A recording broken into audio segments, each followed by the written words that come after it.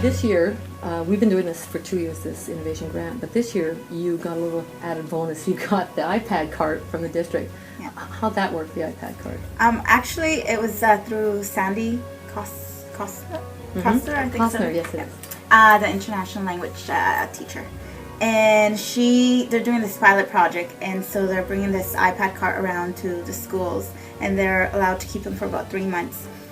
Just so that we can get projects going with them and see what we can do with them and see whether it's a benefit to have them in the classroom.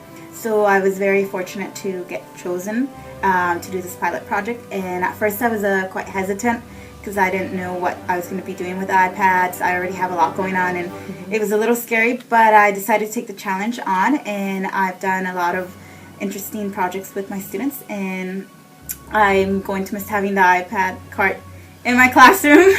So that's going to be the sad part of it, but I've done a lot now that I can do even more with it. What was the best project you did? The best project I did was one where my students, we were learning about clothing, and so then I had them choose sort of clothing articles, and then bring a picture of their clothing article with a price, and then I put the pictures around the classroom, and then I had them record what they wanted. So they would say, I want the green shirt for $8 from Le Chateau or whatever, and then they traded their iPad with another student. The other student got to listen to what they wanted, and they had to go around the classroom taking pictures of the clothing article that their classmate had described, and then the student was to write whether they thought that was nice, or whether they, in their opinion, the t-shirt that they wanted was maybe cheaper to incorporate, the oral, the listening, the reading, and, the comprehension, because then they were to exchange the iPads again, and their partner was to peer edit their work. You got all four, didn't you? Oh, yeah. That's pretty good. That was the most impressive project I think I did. And I like that because I think in languages in particular, it can be very difficult to do that with one project, or at least that's my experience. Something like that. I did a rubric, and what I did was I first had the students evaluate themselves on the oral part of it, whether they thought they were at a certain level, and then the writing as well. I had them evaluate their partner's writing on a rubric, so it wasn't that hard. It sounds like it would be. Peer evaluation. Peer evaluation as well. Was that the first time you've done the peer evaluation? It was, yeah. How'd that go? It was hard the first time around because they're not really used to that. They don't know how to sort of give advice or what to look for. So the first time around, I really did have to give examples. For example, if a student writes, I like this shirt, well, they didn't include the colors, maybe give them a little feedback on what else they could include, what they're doing right, because I think that's also very important.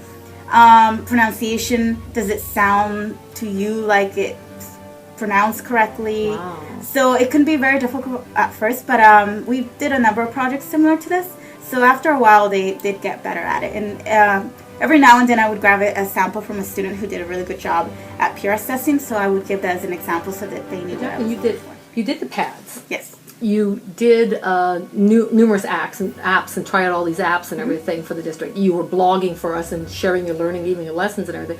And you also did project-based learning. You were investigating all these different ways of teaching things as well. Yes. You were constantly sharing. How did you have the time to do all this? And why would you do all this? First of all, I like doing this because I feel each year it's a challenge. Each year I want to improve and I want to be a better teacher. And the other reason, because if I expect my students to be learning, then I should also be learning, because it's not fair for them. Just so that I can relate to how they're learning as well. And in terms of time, it's really just taking it one step at a time, because with the iPads, at first, the 1 or 2 weeks, I didn't do anything with them because I just looked at them and it's like, how am I going to integrate this into my teaching? Like, what am I going to do? And, I just, one day, that project that I told you about, it just came to me. And I just went with it.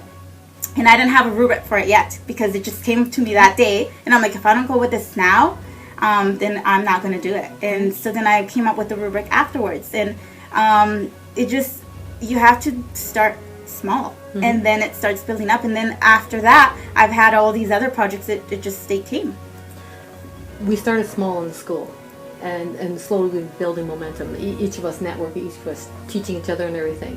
And now you've been working with a number of people right across. I mean, you work with department head Jennifer Spain, but you're also doing something with Alicia Dodge in getting kids to go to a place that speaks Spanish. I mean, do you feel that, was it this innovative grant that helped you grow and learn? Do you feel that, or you would have done this on your own? I honestly don't think I would have done this on my own.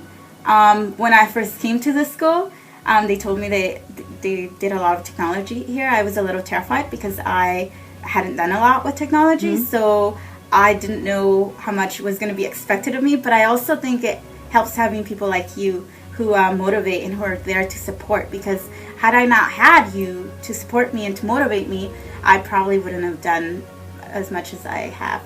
But the grant gave us money for time, and it gave us the iPads for playing and everything, and it also gave us the opportunity to work together with everyone and everything.